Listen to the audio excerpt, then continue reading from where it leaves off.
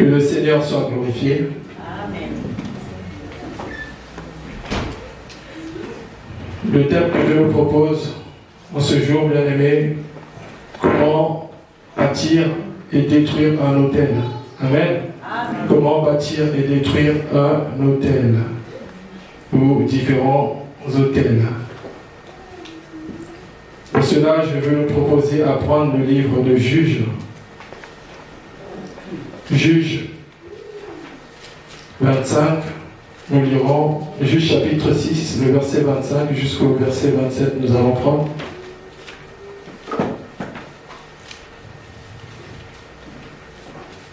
Juges chapitre 6, le verset 25 au verset 27.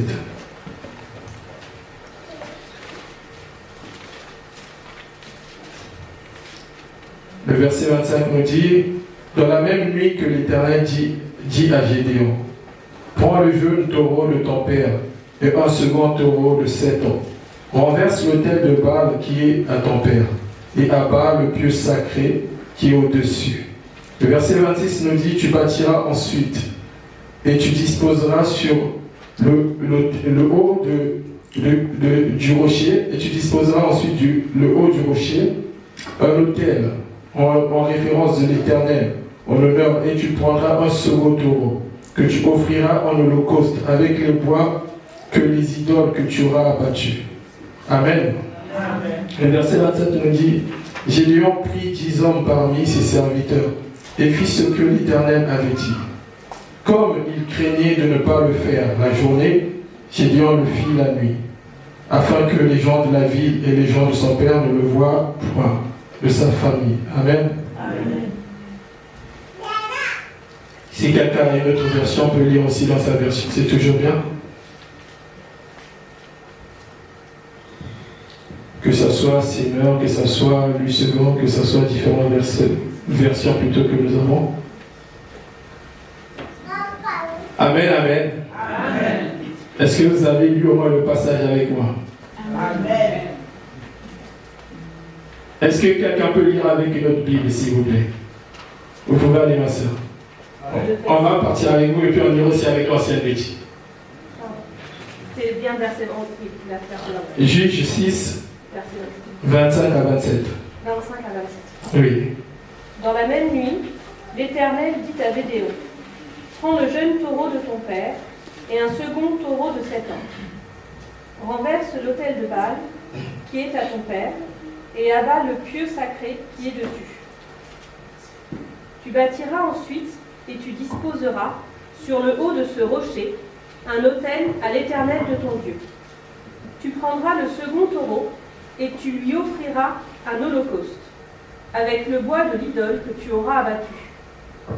Gédéon prit 10 hommes parmi ses serviteurs et fit ce que l'Éternel avait dit. Mais comme il craignait la maison de son père et les gens de la ville, il exécuta de nuit et non de jour. Amen. Que le Seigneur te bénisse. Ici, bien aimé, dans ce livre de Juges, nous voyons les instructions que Dieu donne à Gédéon d'abattre l'autel sacré qui était dans sa famille, de détruire cette idole qui était dans sa famille. Et ainsi, le Seigneur va donner cet ordre à Gédéon d'aller renverser l'autel qui était dans sa famille depuis peut-être des années, des siècles. Et Dieu va lui dire aujourd'hui, il est temps que tu ailles renverser cet autel. Amen. Amen. Et lorsqu'on parle des autels ou d'un autel, très souvent, on a très souvent l'habitude de voir le monde des ténèbres. On a très souvent l'habitude de voir tous ceux qui sont des occultistes, tous ceux qui sont des marabouts, tous ceux qui sont tout ce que nous connaissons. Il y a beaucoup de gens, très souvent, quand on dit un autel, on voit un autel, par exemple, qui est consacré à une idole. Pas forcément. De nos jours, lorsque on parle aussi des autels, à l'origine, c'est Dieu qui l'a inspiré aux hommes. Amen. C'est Dieu qui l'a inspiré aux hommes, qui a inspiré cette idée d'avoir un autel pour offrir, par exemple, des sacrifices. Et c'est un endroit où une rencontre se faisait entre Dieu et les hommes. C'est un endroit où Dieu pouvait renouer une alliance avec l'homme. C'est un endroit où l'homme aussi pouvait aller offrir des autels, des holocaustes ou des sacrifices à Dieu. Amen. Et très souvent, au jour d'aujourd'hui, c'est vrai que le diable a détourné un peu ce système-là. Lorsque tu pars chez un marabout, lorsque tu pars chez un féticheur, lorsque tu pars chez tous ceux qui sont dans le monde des ténèbres, tu verras bien aimé, ils ont des autels aussi. Ces autels-là leur servent de sacrifice. Amen. Amen. Mais à toi et à moi, Dieu, aujourd'hui, il n'y a plus vraiment question des autels. Parce que Christ a tout accompli pour nous. C'est vrai que c'est dans l'ancien temps qui faisait ce système parce que Dieu inspirait aux hommes de le faire. Dieu inspirait aux hommes de le faire. Pourquoi? Comme je venais de le dire, pour renouer avec les hommes. Et comme ça, les hommes aussi pouvaient se rapprocher et expier leurs fautes et leurs péchés. Amen. Amen. Bien-aimés, nous devons comprendre une chose. Comme je disais, c'est à l'origine, c'était les autels, c'était Dieu qui l'avait inspiré. Nous pouvons par exemple voir le livre de Genèse. Tout le livre de Genèse, vous allez voir, beaucoup ont construit des autels pour le Seigneur. Il y a eu par exemple Noé, il y a eu Abraham, il y a eu Jacob, il y a eu même Isaac. Tous ceux qui ont construit des autels pour le Seigneur, ils l'ont fait pour la gloire de Dieu, parce que Dieu avait fait quelque chose dans leur vie. Amen. Ils l'ont fait parce que soit Dieu s'était révélé, par exemple, nous prenons Genèse 22, quand Abraham va aller offrir Isaac en sacrifice. Et par derrière, nous voyons, la Bible nous dit quoi? Que Abraham, il avait offert sur le même autel un sacrifice à l'Éternel. Et il nomma ce lieu, on dit Jéhovah Jireh, le Dieu qui pourvoit. Amen. Amen. Donc ce que j'essaie de nous faire comprendre aujourd'hui, bien-aimés, ce système qui a été détourné par le diable, aujourd'hui, dans nos familles, nous possédons des autels. Amen. Dans nos familles, aujourd'hui, il y a des autels. Le combat spirituel est réel, bien-aimés. Et le spirituel existe réellement. Amen. Beaucoup d'entre nous, des fois, nous ne sommes pas conscients de ce que nous pouvons vivre. Beaucoup d'entre nous ne sont pas conscients des autels que nous avons dans nos familles. Et ces autels, même aujourd'hui, nous les avons aussi dans les églises. Beaucoup, je peux vous dire, bien aimé, beaucoup. Dans chaque famille, il y a des autels. Il y a des autels, par exemple, de l'ivrerie, il y a des autels de l'adultère, il y a des autels de toutes sortes d'autels que vous connaissez, bien aimé. Lorsque tu vois chaque bien-aimé aujourd'hui qui a été racheté, dans sa famille, il se peut qu'il y ait des autels. Même toi-même qui es si bien-aimé, tu peux être aussi un autel. Tu peux être aussi un autel bien-aimé.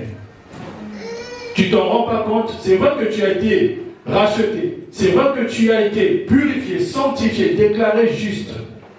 Et bien-aimé, lorsque tu te laisses de fois aller, tu peux devenir à la merci des esprits, tu t'en rends pas compte. Lorsque tu négliges la prière, comme on dit, la fatigue, tu n'as plus de force de te lever, bien-aimé. Tu es en train de t'abandonner à quelque chose d'autre. Et cette chose-là où tu es en train de t'abandonner, ça peut être un hôtel, ça peut devenir un hôtel. Pour toi, pour ta famille, pour ton quotidien, ça peut devenir un hôtel. Des fois, nous ne nous rendons pas compte, bien-aimés, que nous pouvons être en Christ, mais nous ne sommes pas épargnés. C'est vrai que Dieu protège. Mais Dieu nous dit quoi? De persévérer. Dieu nous dit quoi? Il y a quelque chose que nous devons conserver. Qu'est-ce que Dieu nous dit d'autre? Qu'est-ce que Dieu nous dit d'autre, bien-aimé? Qu'est-ce que Dieu te dit? Dieu ne te dit pas que tu as été sauvé, cela s'arrête là. Dieu te dit quoi? De marcher, de continuer, de persévérer, de prier, d'avancer. Amen. Amen. Mais or, nous, ce que nous faisons, nous nous apitoyons sur notre sort. Nous restons dans notre poids, nous restons dans ce que nous voulons, nous restons dans nos habitudes, bien-aimés. Et aujourd'hui, j'aimerais te faire prendre conscience. Amen. Toutes les fois où tu te détaches de l'Éternel, toutes les fois où tu quittes dans la volonté de Dieu, toutes les fois où tu marches selon tes propres désirs, ta propre conviction, bien-aimé, tu ouvres une porte. C'est pourquoi nous voyons dans certaines familles, bien-aimés, il y a des esprits même, comme je venais de le dire, d'adultère. Tu ne t'en rends pas compte, le père il est adultère, les enfants sont adultères. Et dans d'autres familles, il y a des esprits de mort. Nous pouvons le voir, bien aimé, à une certaine période donnée, il y a toujours des gens qui meurent, on ne comprend pas. Et dans d'autres familles, ils sont liés à des avortements, on ne comprend pas. Et dans notre famille, bien aimé, c'est des voleurs, tu ne comprends pas pourquoi cela arrive. Le grand-père, il volait. Le père peut-être il ne voit pas, mais le petit-fils. Comme on nous dit que qui sème récolte toujours. Pourquoi Dieu dit je pardonnerai l'iniquité des pères jusqu'à la 4e génération? Parce que la chose nous suit, bien aimé, ne nous rendons pas compte. Il est celui qui fait miséricorde et il est celui qui pardonne aussi. Ne nous rendons pas compte. Les générations à venir, bien aimés, peuvent vous porter ce que les autels que nous avons. C'est pour ça, bien aimé, en Christ, Christ nous a régénéré, nous a donné l'autorité de briser ces autels. Christ nous a donné le pouvoir, la force de détruire ces autels. Mais bien aimé, le choix te revient toujours. Comme je disais, bien aimé, tu n'es pas à l'abri de quelque chose. C'est vrai que nous marchons avec Christ, il est au contrôle de toutes choses, mais il y a des devoirs que nous devons faire. La marche chrétienne est une école, bien aimé. La marche chrétienne, ça ne sert pas seulement, tu viens prier à l'église et ça s'arrête là, la journée est finie, la semaine est finie. Tu dois persévérer cette semaine. Tu dois continuer à prier, tu dois continuer à adorer, tu dois continuer à célébrer. Tu dois continuer à dire, oui Seigneur, je te bénis, oui Seigneur, etc. Merci pour tes bienfaits. Mais beaucoup d'entre nous, nous sommes à la merci des autels de nos vies. Beaucoup d'entre nous, nous sommes à la merci des esprits. Beaucoup d'entre nous, nous sommes vraiment bien aimés, des portes ouvertes. Et aujourd'hui, Dieu veut venir te dire ceci, au son de ma voix. Il me le dit aussi à moi, pas seulement à vous. Bien aimé, tu dois fermer ces portes. Tu dois détruire ces autels. Tu sais toi-même deux fois ce qui t'empêche de venir prier. Tu sais toi-même ce qui t'empêche de te lever pour ta maison. Ici, dans Juge 6, Dieu dit quoi, Gédéon? Il dit il y a quelque chose qui est dans ta famille depuis longtemps. Mais il est temps que cette chose cesse. Amen. Il est temps que cette chose soit détruite. Amen. Il est temps que cette chose passe par le feu de l'Éternel. Il est temps que cette idole soit consumée. Amen. Il est temps que l'Éternel prenne la première place. Amen. Il lui a dit quoi? Détruis cette idole dans la maison de ton père. Et maintenant bâtis un autel de prière, un autel en l'honneur de l'Éternel, un autel d'adoration, de louange. Bien aimé, c'est ce que Dieu veut que tu fasses. C'est ce que Dieu veut que tu fasses. Lève-toi, comme nous dit Ésaïe 60, sois éclairé. Lève-toi, bien-aimé, ouvre tes yeux. En ce temps de la fin, bien-aimé, le monde va de pire en pire. On ne s'en rend pas compte, le monde va de pire en pire. Mais hélas, nous sommes encore au début de ces choses. Il y a pire encore qui va arriver. Mais toi qui as cette grâce, nous qui avons cette grâce, d'écouter ce qu'on nous dit comme parole, bien-aimé, ouvrons les oreilles. Tout à l'heure, l'ancien Betty, dans son message, elle disait que celui qui a les oreilles entend ce que l'Esprit dit aux églises. Bien-aimés, ouvrons nos oreilles, ouvrons nos yeux. Ne restons pas seulement, bien-aimés, à nous apitoyer, comme on dit, sur notre sort. Ne restons pas seulement sur ce que nous connaissons. Mais Dieu veut que tu te lèves. Dieu veut que tu te lèves. Lève-toi en prière, sois un homme de prière. Amen. Amen. Et nous savons aussi, bien aimé, comme je venais de le dire, quand tu prends Luc 1 avec moi, le verset 10 à 11,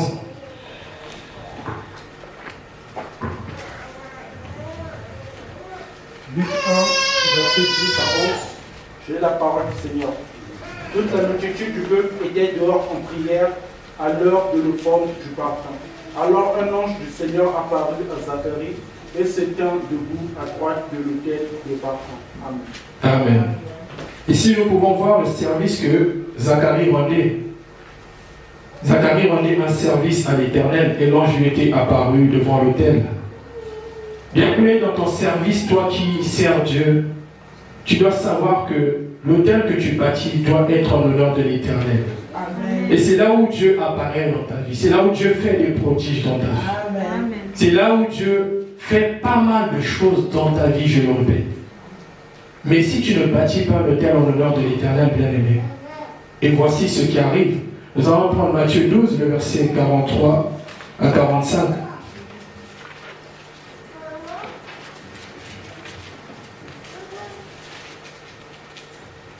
Matthieu 12, 43 à 45, j'ai la parole du Seigneur. Amen. Lorsqu'un esprit impur est sorti d'un homme, il va dans des endroits arides pour chercher du repos, et il n'en trouve pas.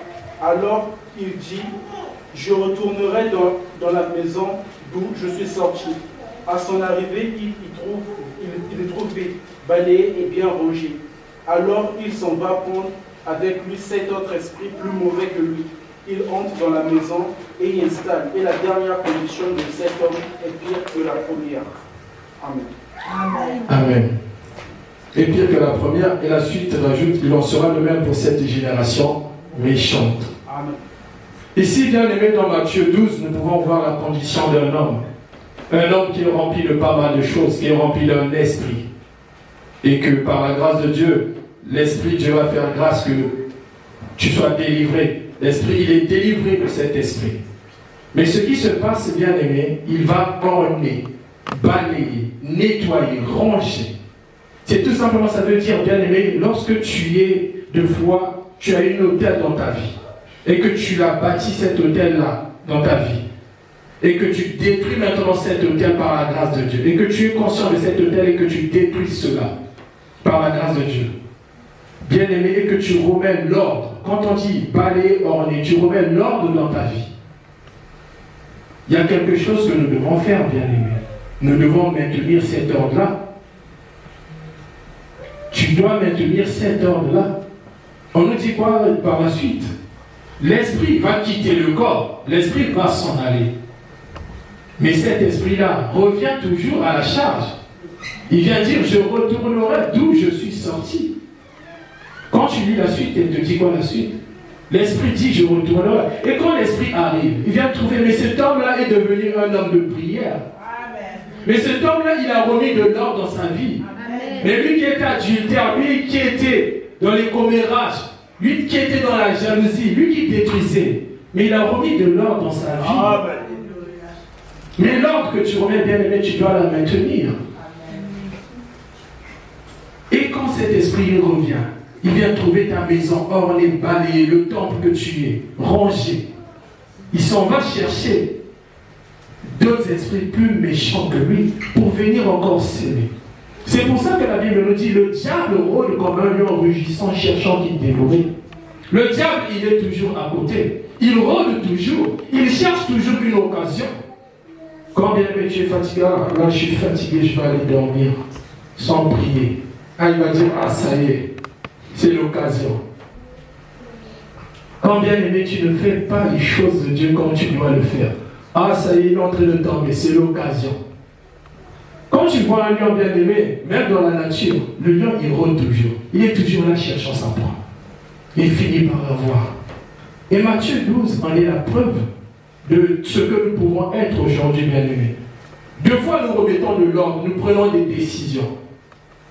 Tu dis, oui Seigneur, je veux maintenant avancer. Oui Seigneur, je veux devenir un homme de prière, une femme de prière. Mais bien aimé, tu dois maintenir cette flamme. Amen. Si tu ne maintiens pas cette flamme, ta condition peut devenir encore pire. Amen. C'est là où tu vois deux fois. D'autres, comme je disais, il a vu seulement l'esprit de vol. Il est devenu maintenant adultère, commérage, mensonge. Il devient. Ça grandit. Parce qu'au départ, tu avais juste un esprit. C'était un esprit de vol, comme je disais. Mais puisque l'esprit a trouvé encore d'autres occasions de revenir, il a ramené encore 7 autres esprits plus méchants que lui. Et bah, ça continue. La situation devient encore pire, bien aimé. Ici, j'essaie juste de nous faire prendre conscience que, bien aimé, le combat spirituel est réel. Les hôtels de nos vies peuvent être réels. Bien que nous soyons en Christ, comme je le disais, nous avons cette grâce, nous avons été rachetés. Christ nous a donné l'autorité. Amen. C'était d'ailleurs le terme de notre jeu, l'autorité. Christ t'a donné l'autorité. Pourquoi Christ t'a donné l'autorité? Parce qu'il sait que tu seras confronté à ces choses-là. Parce qu'il sait que tu vivras ces choses-là. Mais ces choses-là, tu possèdes déjà l'autorité pour pouvoir détruire ces hôtels. Pour pouvoir dire non aux idoles. Pour pouvoir dire non à tout ce qu'on peut te proposer, bien aimé. Amen. Tu as l'autorité et le pouvoir. Mais pour cela, bien aimé, pour que l'autel ne subsiste pas dans ta vie, il faut remettre l'ordre. Et premièrement, j'aimerais prendre avec vous, bien aimé, 1 Thessaloniciens 5.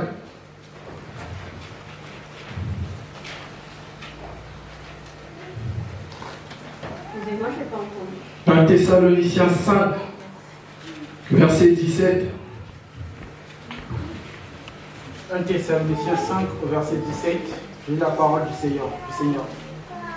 Priez sans cesse. Amen. Amen. 1 Thessaloniciens 5, le verset 17 nous dit de prier sans cesse. Qui prie sans cesse ici? Réellement, qui prie sans cesse? C'est-à-dire que tu ne pries pas seulement en journée et ça s'arrête là. Mais prier sans cesse. Je prie le matin à 5 heures, je prie à 9 heures, je prie à midi, je prie à 11 heures, ainsi de suite. Jusqu'au soir, jusqu'à maintenant la journée qui va suivre. Je prie, prier sans cesse. C'est-à-dire que tu ne dois pas avoir du répit. Amen.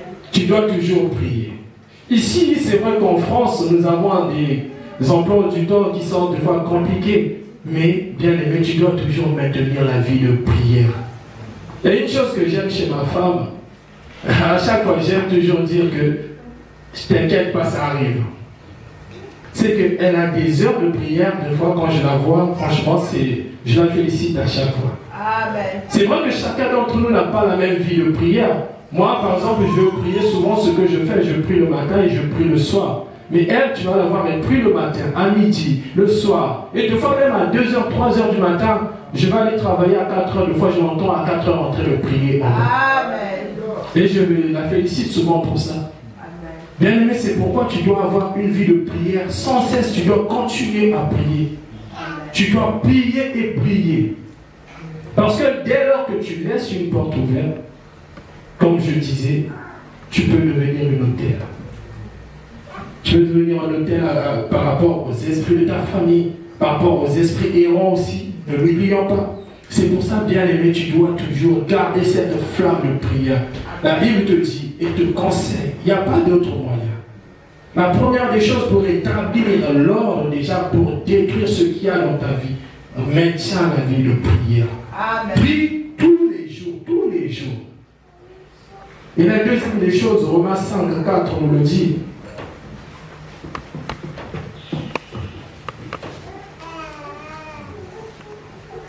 Romains 5, 4, on le dit. Ça nous parle de la persévérance. Bien aimé, tu dois tout simplement persévérer.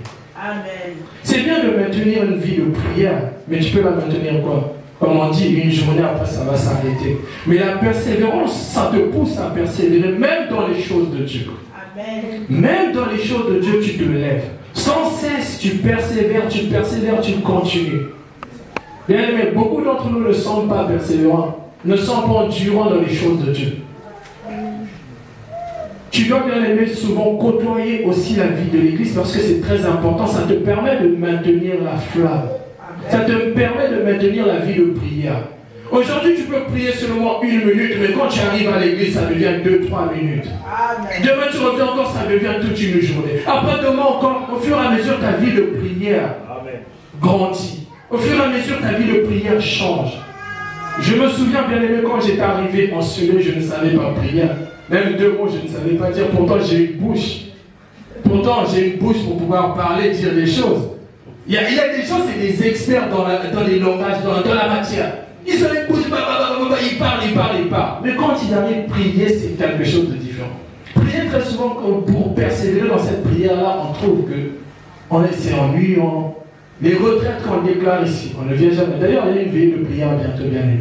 C'est là où tu dois encore allumer le feu. C'est là où tu dois encore détruire. C'est là où tu dois encore dire au diable non. Amen. Bien aimé, la persévérance. Quand tu persévères dans les activités de l'église, surtout quand tu sais que ta vie de prière, tu ne peux pas faire longtemps. Les activités de l'église, ça fortifie, je peux vous l'assurer. Déjà le lundi, quand nous commençons ici à l'église, nous avons des cellules. La cellule, elle est, à chaque fois je dis aux bien-aimés qui sont souvent avec nous, où on le répète sans cesse, la cellule c'est bien, ça te permet de maintenir la flamme. Aujourd'hui tu es venu au culte, ok, mais demain lundi, qu'est-ce que tu vas faire? Mais si tu allumes encore ce feu que tu reçois et si tu l'allumes encore demain, et puis un mardi pour les intercesseurs, même si tu ne sais pas prier, bien aimé, il y a un début à tout. Il y a le mercredi maintenant pour ceux qui sont dans la louange. La louange aussi est une flamme, bien-aimé. Jéricho est tombé comment par la louange. Amen. Bien-aimé, je t'assure. Et le jeudi, il y a les enseignements. Comment veux-tu renverser l'autel? Comment veux-tu déclarer les paroles dans ta vie si tu ne connais pas la parole de Dieu? Dans la méditation aussi, c'est très important.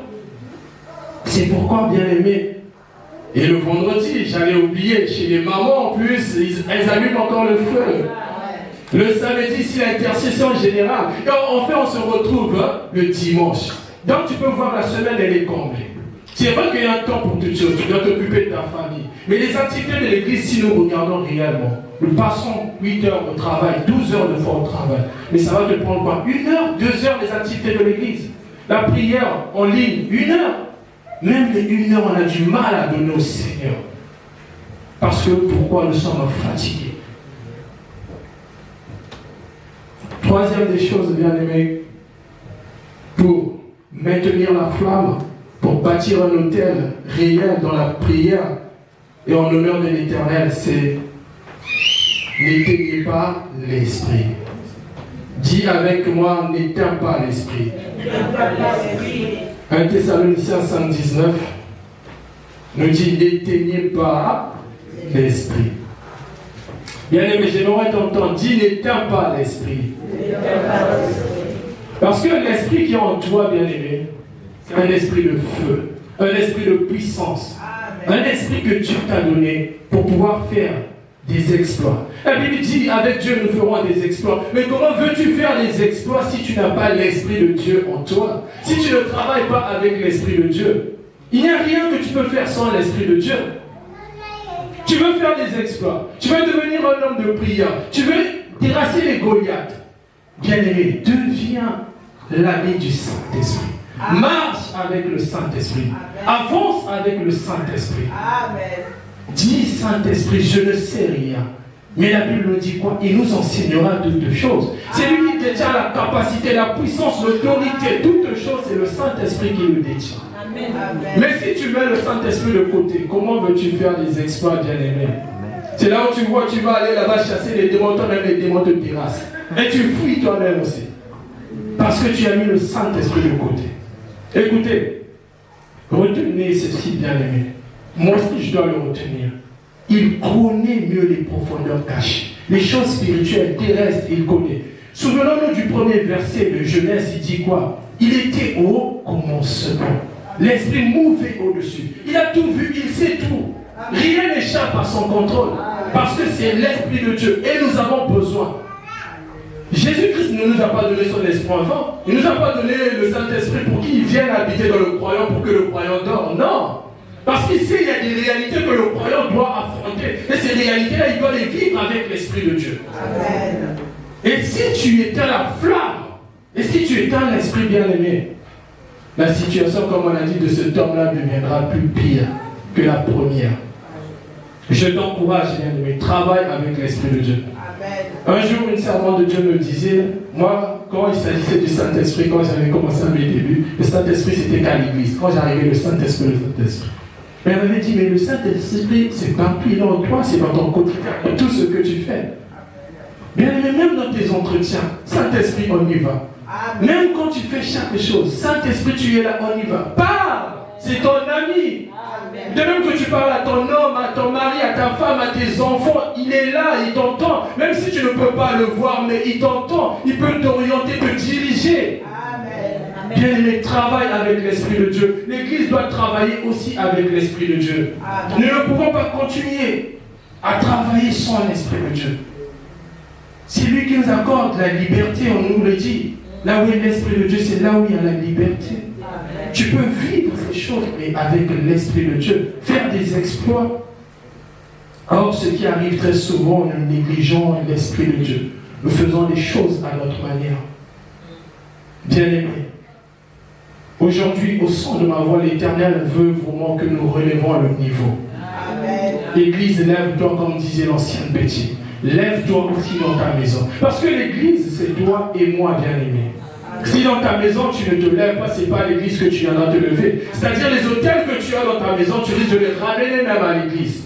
Tu ne t'en rends pas compte. Mais aujourd'hui, Dieu te dit, détruis cet autel. Amen.